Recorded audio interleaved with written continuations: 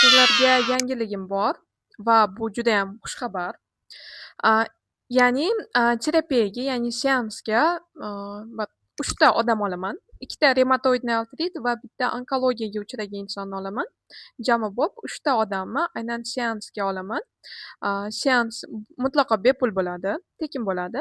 Lekin aynan, seansdagi olingan video yozib olinadi va uni, YouTube'ga joylaymiz.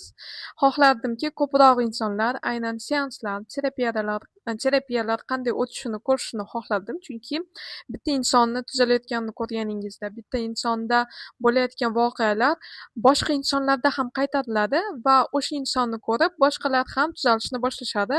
O'sha yo'l bilan tuzalishni o'rganishadi. Shuning uchun ham aynan 3 ta odamni tekinga terapiyaga olaman. 2 ta reumatoidniy artritga uchragan va bitta onkologiya bilan kasallangan insonni, olaman.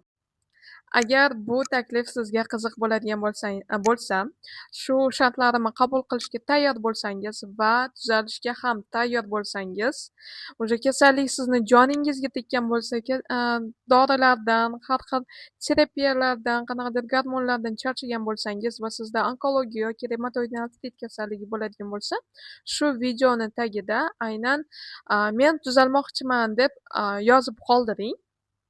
Va o'sha yozib qoldirganlarni ichidan 3 ta insonni tanlab olaman. Xudo xohlasa, agar, bu, ko'p insonlarga yoqadigan bo'lsa bu format, buni har doim qilib o'tkazib turamiz. Aynan, keyinchalik ham. Shuning uchun ham, shu videoni ostida yozib qoldiring, ko'proq insonlar buni ko'rishsin, tarqatinglar va ko'proq insonlar tuzalishini, Xudo xohlasa, tuzalishiga hissamizni qo'shaylik. Sog' bo'ling.